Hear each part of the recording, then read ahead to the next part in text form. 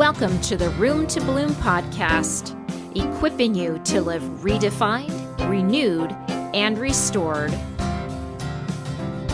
I'm your host, Julie Rebboah. Let's tackle this week's topic. Welcome to the Room to Bloom podcast. Today I have Jeffrey Dardenne. Did I pronounce that right? Yes. All right. Today he's going to help us find freedom from seeking worldly validation and fulfillment. So welcome, Jeffrey. Please tell us a little bit about yourself. Sure. Well, my background came from being the child of an alcoholic who was pretty abusive emotionally.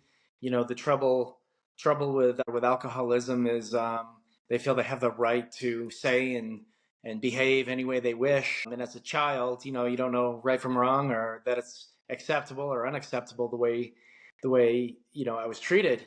So I lived my whole life with the only validation being that I was worthless. Like the only emotion I knew in this world is that I was absolutely worthless, So I spent my entire life looking to be validated, which just goes poorly because you know what? When that's already broken into a million pieces, any sense of self-worth or validation, there's nothing in the world you can try that's going to fill it.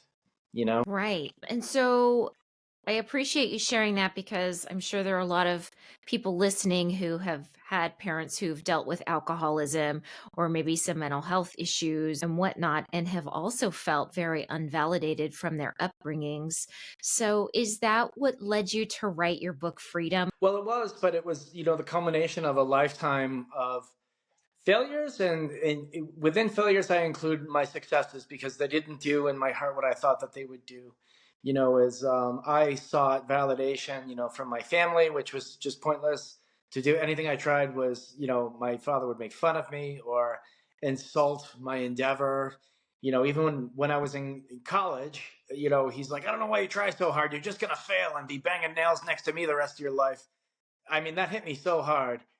And then when you try to complete the thing and you complete the thing and you're so proud of yourself, it just doesn't even come close to filling the void. It's not, there's no sense of value to it because you've been taught everything you do is worthless. As time evolved and I went from validating myself with sports, and then it was with trying to be married and pursue the American dream, the wife, the house.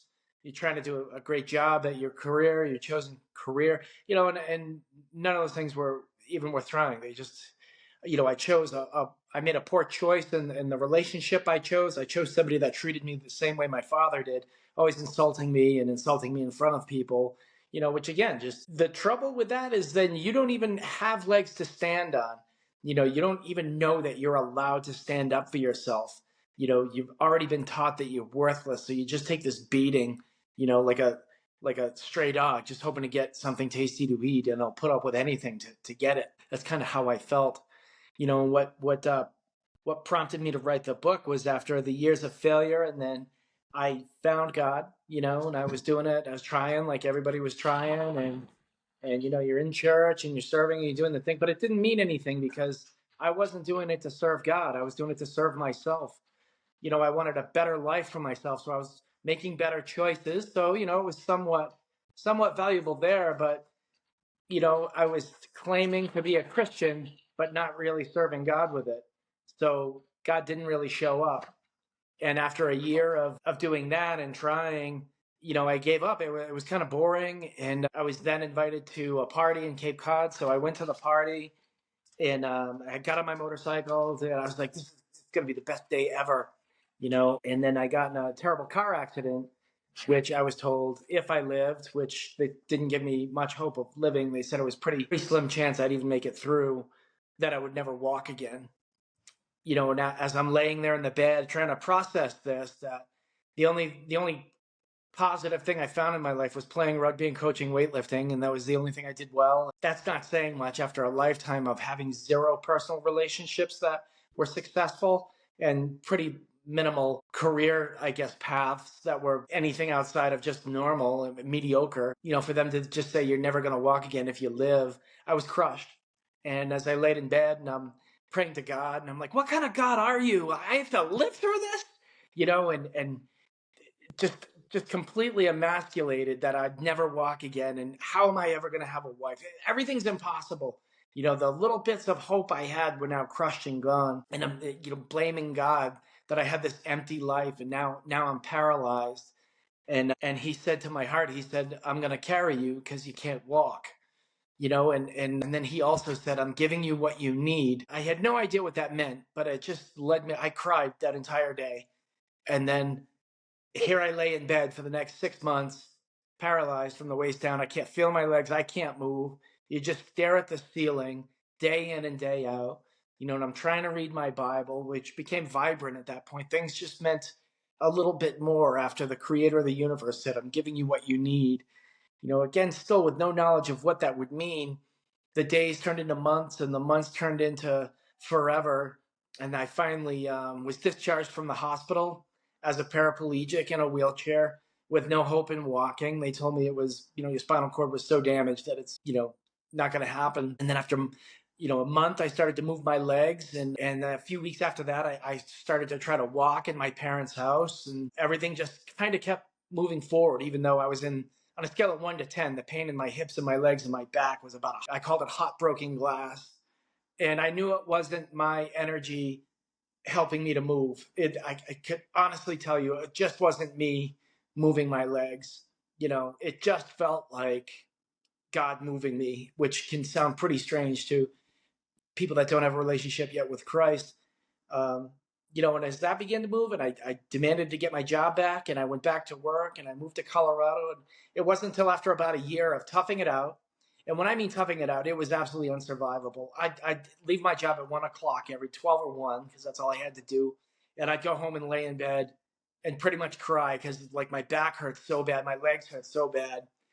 I couldn't even walk my dog because I was so impaired. I put him on a 100-foot piece of paracord, and I was trying to let him out the door to go on his own, which, that was a fail too. But I mean, that was the best I could really do. And it wasn't until about a year later, I looked back, and I had this living, breathing relationship with God, with Christ. The Christ that's in me is so alive. I'm giving you what you need. It was about a relationship with him. Nothing else mattered. The gift of getting my legs back, I mean, that's great, but it was just that it was a gift. It almost doesn't matter. I don't want to give it up, but in the same sense, I have something next to nobody on this earth will find. The living, breathing relationship with the creator of the universe that knew my name when he created the first star. And that just blows me away. Boy, wow, that's what propelled me to write Freedom. As I began to serve a little bit more, and the joy in my heart from learning that I'm giving you what you need was about a relationship with him. I said to God, how do I serve you? Because just going to church isn't enough. And he then said, just love my children the way I love them. And so I tried to pursue that. I just started trying to love his children, love my brothers and sisters, love everybody I meet, not for the point of doing a good service or even being good. It's to show him how much I love him. And when I mean my cup runs over, my heart runs over with joy from trying to serve him by loving people, even the people that wronged me, to just love people because that's what he asked me to do. I can't contain it. I need more. And that was the whole premise and background of writing Freedom. Is trying to share with people. All he wants is your love. All he wants you to do is love him. Love him. And how do we love him? By loving others in his name, in Jesus' name. Boy, that became so alive in my heart. It's not just words. There's a brevity and a reality to the simple prayers he gives us to pray when we look deeper into what they mean. Wow, everybody's got to have this. I agree with you. Everybody really, they're missing out if they don't have that true and authentic relationship with Jesus. And it sounds like the hardest period in your life really led to you having a renewed life. Man, my prison was my head, and I had been in prison my whole life, seeking this escape. I needed adrenaline and extreme sports, and even crashing guys in rugby as hard as I could. And maybe I wasn't the greatest rugby player on earth, but boy, I wanted to break people in half. I needed some kind of elation. Doing well at my business, like, it almost didn't matter. I thought I did it amazingly well, and I had people coming from Canada to Florida to come train in my strength center. And it wasn't even enough. It wasn't really worth much, to tell you the truth. And then the simpleness, the first time I held a door for somebody, show God I loved him by serving somebody, by just holding a door. And I was like, God, I love you, that everything I do is going to worship you. The blessing I felt in my heart, that's all I want is for us to love, And he says, faith, hope, and love abide. However, love, without these, we have nothing without love. And it's so true. With all the things God created, with all the things Jesus did, when you think about the universe and God's creation, everything he did, the majesty of the oceans and the mountains, the dinosaurs. I mean, he created dinosaurs. Amazing. And his most favorite invention is the emotion love. Wow. Oh, holy cow. Man, love can heal all. Love set me free. My prison was my head. My prison was everywhere I existed in my head, with the dysfunction of the things that happened to me. And what set me free was an accident where I was told I'd be paralyzed for the rest of my life if I lived. Huh. Wow. Nothing on this earth matters. The only thing that matters is you and him walking together, figuring it out, because it's going to be uncomfortable no matter what you do. It's going to be grossly uncomfortable, which is biblical. But with him, man, I can't get enough. It almost doesn't matter how painful it is. Well, I really appreciate you pointing out that the process of change is uncomfortable because of that reason, I think so many people want to avoid pain. They want to avoid change. They want to avoid maybe having those difficult conversations. What would you say to somebody who doesn't want to go there? Well, one thing I found for myself is my head was still pretty volatile the first number of years as being a Christian. And my prayers to God were not like, oh, loving Father. It was more like, why do you hate me? Why do I have more of this? And he's not afraid of that. He already knows your heart and what's going on. And all he wants is you to be in his house. He's ready to deal with your anger because he's going to show you how. The best advice I ever got came from a pastor a long, long time ago. And he said, it's easy when you know how. You just need someone to show you how. And Jesus showed me how. He's not afraid of my anger. He's not afraid of my failure, even as a Christian, because you know what? You get it wrong for a lot of years. You get it wrong all the way through, to tell you the truth. But he refines you by fire. When your world is falling apart, it's not falling apart. It's falling into place. He's taking away the things that are going to kill you. And he's trying to help you find his love to replace.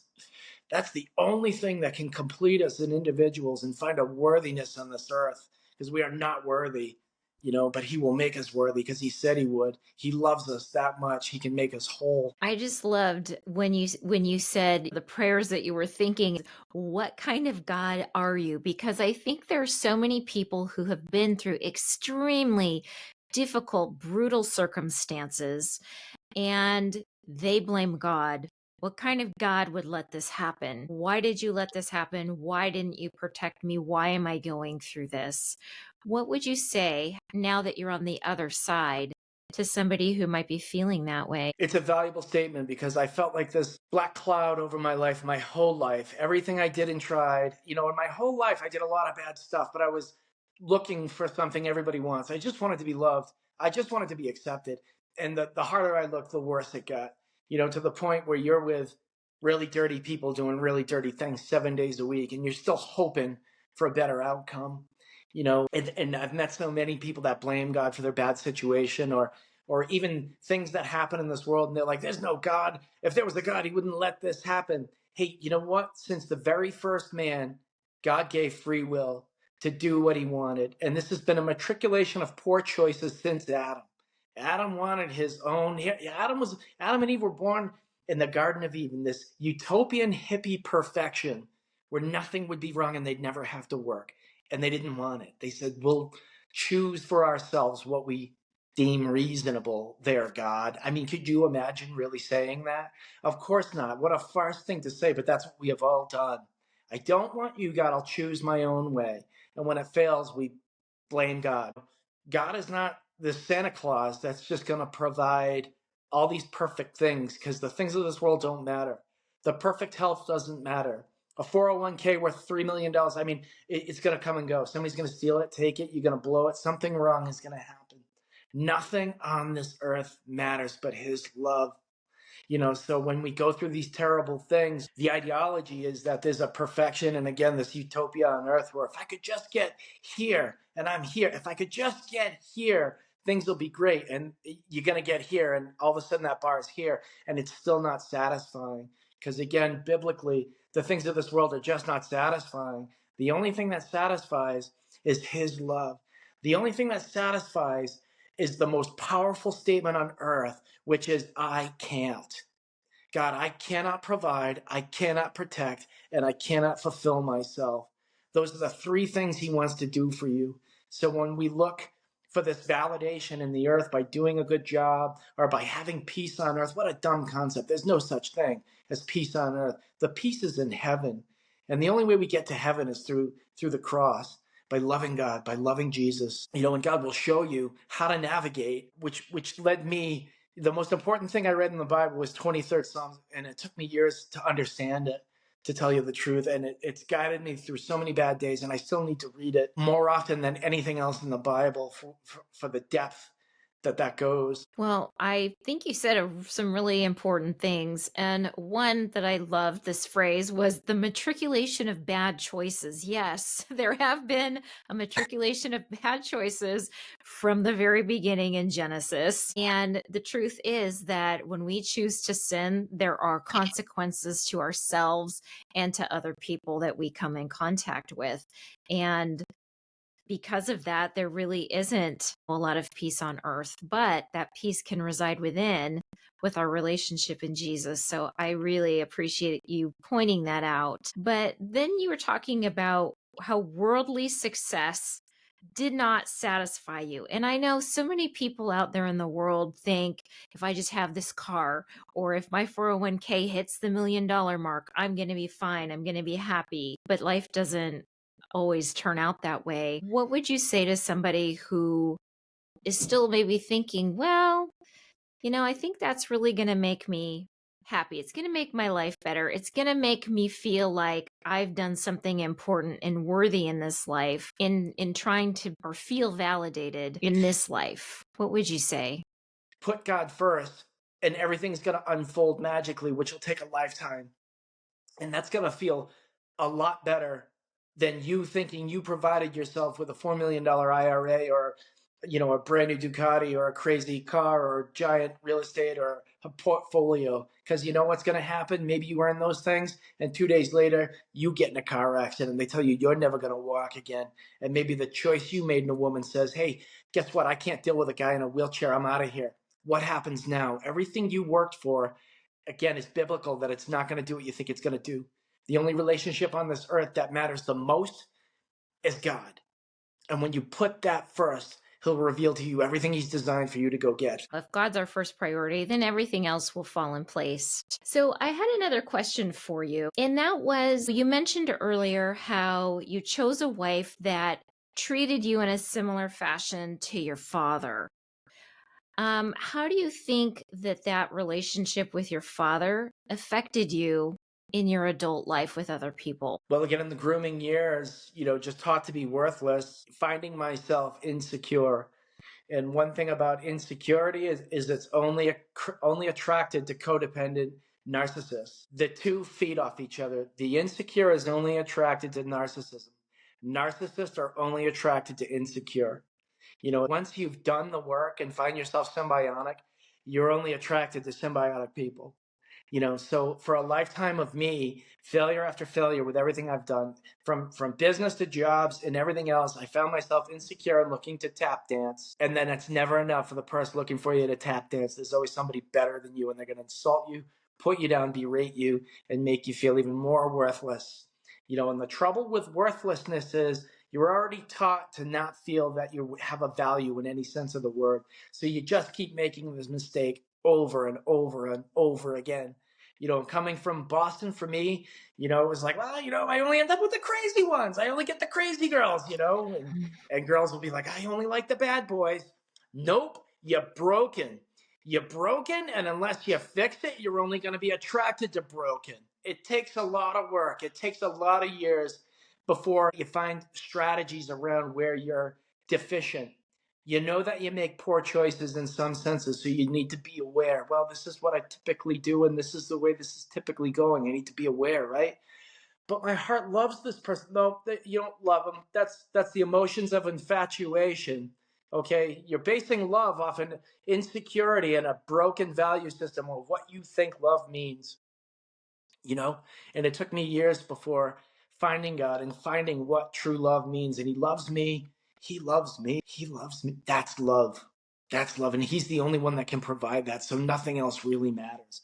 So now in a relationship, again, I don't care if it's a boss or a job or a situation of any kind, I've got to say, God values me more than this.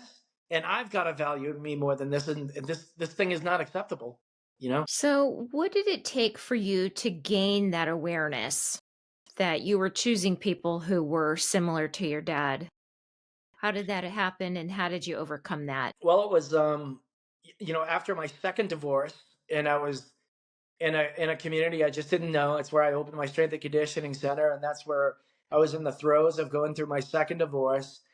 And I was like, all right, self, like one marriage went wrong. Okay, I get two went wrong. What am I doing wrong? Like where God led my heart first. And I didn't even know God at this part. So again, the point of people feeling God won't lead you, it's not true. He's always leading you. It took, while I was going through that, you know, and up until the car accident, it was really the car accident when I realized God had been trying to lead my heart my entire life without me even knowing Him, but I just wasn't paying attention. And I thought I had a better idea than what was really, sometimes people will call it their alter ego or their subconscious or something. You have a devil on one side and you have God on the other side. More often than not, we don't want to listen to God leading our hearts. And then you get people that say, well, I listen to it all the time and it still wasn't that fulfilling. Were you doing it to fulfill yourself or were you doing it to fulfill God? Because if you're doing it to fulfill yourself, you're putting a God before God, yourself. It's not going to work. Well, thank you for sharing that. I had another question, and that was during the time that you were released from the hospital, you went to live with your parents. And I can imagine that the relationship was pretty tenuous and maybe not warm and fuzzy still at that point. How did your relationship progress? And were you able to come to a place of forgiveness with your father? I was, yeah. I had actually forgiven my dad years earlier, and I learned the forgiveness method, years before the accident, which was valuable. But again, in my experience, I never found one situation to ever go very comfortably. Even things going in a positive direction. I mean, God is a warrior. He is all warrior. Never once has there been a simpleness of things just going rightly and comfortably. He can correct things, but it's usually pretty uncomfortable. So I hadn't really spoken with my dad in maybe a year or so, or I'm sure I'm wrong about the timeline. It seemed like quite some time, and Dad's still ripping the drinks and still getting drunk every day and yelling at the TV. My mom's got Judge Judy on at 6 in the morning. It was and I can't move my legs. I'm just laying there like this is the most terrible experience ever. However, I knew God had a plan, even though I had no idea what it was. And I knew also it's never very comfortable the way it goes down. So I've just got to go for the ride. There's a difference when you put your hope in yourself versus when you put your hope in God. And I still struggle with this one. I can get so clung to my own hope, my own outcome for a situation, and it never goes the way I hope or plan. But when we put God's hope and plan first, it seems a lot easier, and it always comes out, whatever the way it's going to come out, it's going to come out with Him leading it. Well, you're so right that our expectations are also often misguided because God usually works in a way that is unexpected and in a timeline that's very different from our own. And so you're very right when you say we need to put our hope in God and sometimes set our own expectations aside. So, another question that I had in relation to forgiveness is how did the act of forgiveness change the way that you saw other people? That's a great question. And that was really the beginning of the book of my heart opening and changing. Was the first person I went to forgive. And I own the strength center in Cape Cod. It was called FAST, Falmouth Area Sports Training. And I had this competitor, in town who just didn't even know which end of a barbell to load. It was crazy. I mean, this guy, holy cow. And he was so bold that he would rip me off, like right from my website. He'd cut and paste the ads I'd put up, the verbiage I put, not even change the way it was written, and I was so outraged with this. It was just Yeah. such a letdown that this was my competition, this guy that was just that terrible. And I'm learning about forgiveness, and we hear about it in church, and I'm like, all right, I'm going to go home and try this out. And I'll never forget how that first prayer went, because it really changed my life. And I'm like, oh God, I forgive Pete because he's weak and he's dumb and he's a loser and he's a ripoff and he's weak. He's so weak that his only strategy in being better than me is to rip me off. Wow, that's really insecure. That's really not manly at all. And I'm not trying to berate the man. It just made me feel bad for the guy that he was so weak that he couldn't do it at all. So his only strategy was to like take what I was doing and say it was a zone, which changed my prayer into, God, I forgive this guy, and I just pray that you help him become a man. And again, I'm not trying to berate him. I pray you teach him to do this job well, that he's a worthy competitor, you know. So it changed my eyes. And then when I began to try to forgive my dad, it was like I prayed to God, and I'm like, God, I just wish he had a little more to offer. And God said to my heart, he said, Jeff, I didn't wire him the way I wired you. He's only got so much. And I was like, wow, God gave me eyes to see. And these guys are blind, and they're probably never going to see.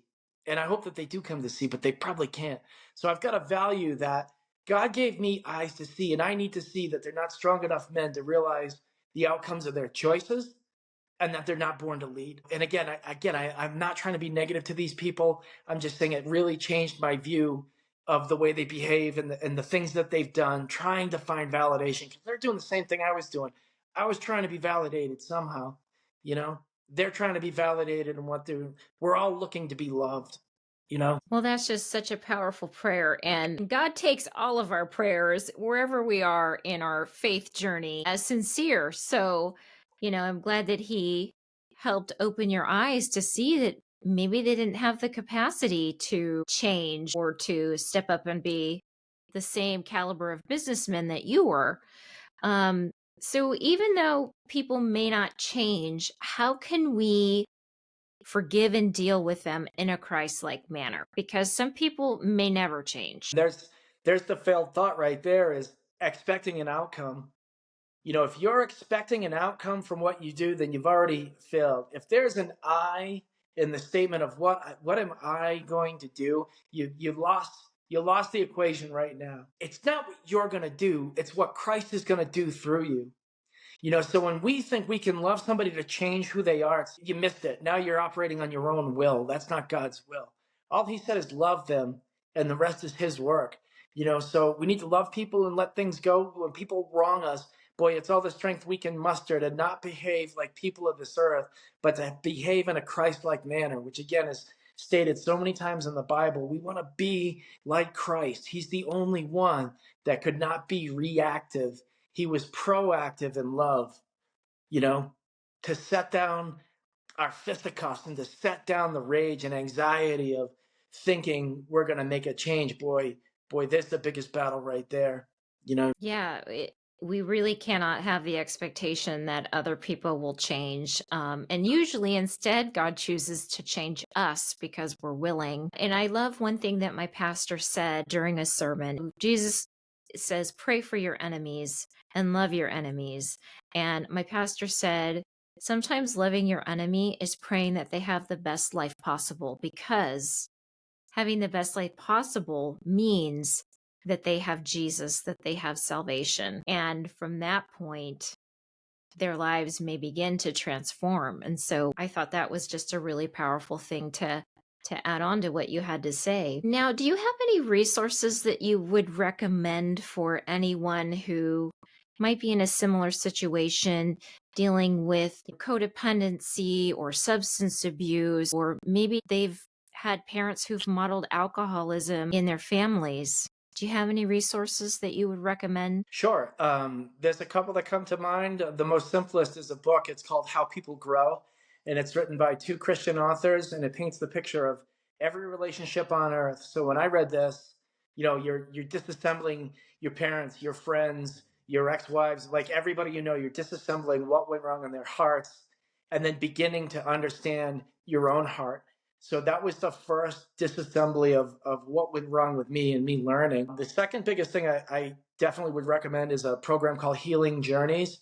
And that's based out of Colorado Springs here. And it's a simple Google. It's healingjourneys.org, I believe. And it's a 26-week program. They also do 3 long weekends. And you don't have to you can pick and choose whatever you wanted to do. But it is such an amazing journey. Each of the long weekends, they take you through the 26-week program. And you begin to understand like the complexity of this human heart that God designed and the caverns that it can contain, the avenues it can go down that, I didn't even know I still had things I hadn't dealt with yet, that this Healing Journeys is so amazingly geared to helping people understand how to overcome, you know, our bad day, our bad circumstances, our bad time that scarred us so deeply that we're changed as individuals. Well, absolutely will guarantee you're going to see amazing results with Healing Journeys as I did. I will make sure to put a link in the show notes to healingjourneys.org. So if you're interested in that program, it will be there. So, Jeff, do you have a favorite scripture that would encourage listeners today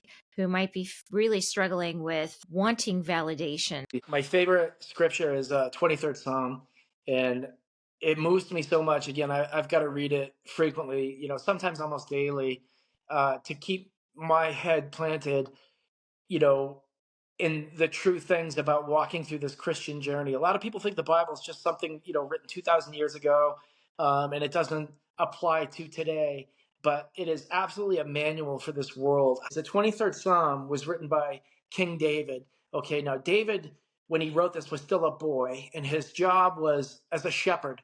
Now, the job of a shepherd was to walk from one end of the desert with a bag of gold, buy some sheep, bring them to the other side of the desert and go across the Jordan River and sell them for 2 bags of gold. That's it. His only knowledge of this world was as a shepherd. So he wrote this largely through the eyes of his sheep, which I just find amazing. So David writes, "The Lord is my shepherd, I shall not be in want. He makes me lie down in green pastures. He leads me beside quiet waters. He restores my soul. He guides me in paths of righteousness for his name's sake. Even though I walk through the valley of the shadow of death, I will fear no evil, for you are with me. For your rod and your staff, they comfort me. You prepare a table before me in the presence of my enemies. You anoint my head with oil. My cup overflows. Surely goodness and love will follow me in all of the days of my life, and I will dwell in the house of the Lord forever." Now that's like a very beautiful poem, is it not? I mean, very articulately written, and leads me beside still waters. These are wonderful things. These are really, really amazingly and calming thoughts. But what it took me so long to understand, starting from the beginning, the Lord is my shepherd, I shall not be in want. It's not that he doesn't want you to want things. He wants you to want things. He puts those desires in your heart. It's that there's no phonage in the way it's written. So now when we amplify some of the words, it changes the way it feels. The Lord is my shepherd, I shall not want. It means I don't want another one. I found my shepherd. Now, for those of you out there that have ever worked on a farm or been around farm animals or been around sheep, a sheep will not trust anyone. There's many quality people on the farm, but they will only follow one person. So to be a sheep and say, I found my shepherd, I found the one that I am going to follow, that's a bold statement right there. He makes me lie down in green pastures. He leads me beside quiet waters. Now, again, David's job was to get the sheep from one end of the desert to the other across the Jordan River for a job. So there is one green pasture in all of Jordan. To go across that entire desert with no GPS, no compass, no map, only celestial navigation at night to find this area that's only maybe 100 acres of grass across 2,000 miles of desert. He's going to make me lie down in green pastures. He's not only going to show me how to get to where I can eat and rest, but he's going to tell me to lay down and rest. Now, again, the Jordan River is a deep, swift river. There is only one place on that whole river that's shallow and slow enough for a sheep to cross. So when he says, you know, He leads me beside still waters. He's going to show you how to navigate the area in your life where you're going to drown, because you are going to get to a point where you're going to drown. And you can either go through the shallow water with Christ leading you or not. You pick. It's your choice. He guides me in paths of righteousness for his name's sake. Now, he goes by a lot of names. He goes by a lot of names. We have a lot of names for God, okay? And there's a page of names he likes to use. But his favorite name is love. He calls himself love. He guides me in paths of righteousness for his name's sake. His name is love. He's going to guide me to his love. Oh, even though I walk through the valley of the shadow of death, I will fear no evil. Now, I'm pretty sure a lot of you people out there right now are walking through your valley of shadow of death, and that's why you're watching this podcast episode. And that, I will fear no evil. It doesn't mean you're not afraid. Oh boy, you're going to be very afraid, because I know when I was walking in my valley of shadow of death, I was nothing but afraid, to the point of angst and anxiety and absolute yelling at God in fear. He's not afraid of that. He longs for that. He longs for you to be real with him. You will fear no evil. I was afraid of everything. I was afraid of everything, but the evil I did not fear was that my God would not be by my side. I absolutely knew in my heart, he's with my side. He's by my side. I don't know what's happening. I don't know if I'm ever going to walk again. I don't know if I'm going to live, but I know he's by my side. I will fear no evil. I am with my King in his kingdom. Your rod and your staff, they comfort me. I mean, this one blows me away. If you, again, ever watched a shepherd work with sheep, the tools are still the same. They've got this long spear with a hook on the end of it, okay? And that's what they use to get the sheep by the neck and pull them in the right direction. Now, if you watch the sheep, they're much like you and I. We're going this way and that way at 100 miles an hour, and the little legs are spinning and flipping and kicking, and they're going all over the place. They're trying to find the oats. I just want to eat some grass. And God's going to grab you by the neck, and he's going to say, it's over here. Go this way. And the other one is the rod. He's got a stick, and he's going to poke you in the ribs if you're not going the right direction. That blew me away. David's like, your rod and your staff, they comfort me. The sheep feels the same way. He trusts one guy. The sheep's going 100 miles an hour in the wrong direction, but he's going to make sure he leads you to the green pasture and the still waters. Unbelievable. This is where it gets really amazing. You prepare a table before me in the presence of my enemies. You anoint my head with oil. My cup, my heart overflows. Surely goodness and love will follow me all of the days of my life, and I will dwell in the house of the Lord. My feet will be in the house of the Lord forever, which means God will be in front of me, above me, in my heart, behind me, and my feet will be in the house of the Lord. If I choose to let him be my shepherd, I am circumnavigated by the creator of the universe. It doesn't mean everything's going to go great. What it means is he's going to guide you to his love, guide you to his righteousness. Nothing could mean more than that. Beautiful. Thank you so much for sharing all of your insight. And when you were speaking about the rod and the hook, it kind of reminded me of my days as an elementary school teacher, where we were taught that children feel safe when they have boundaries and parameters and structure. And in many ways, God's rod and his hook provides that nudging in the right direction. So that was just a really beautiful analogy. Do you have any last suggestions for listeners who really need the freedom that only Jesus can provide? The most powerful thing you can say to God is, I surrender. And I don't mean it's once, it's every day of your life. You've got to surrender at his feet and say, I can't, God, I can't. I can't provide for myself. I am not designed to do it. I need to be shown how.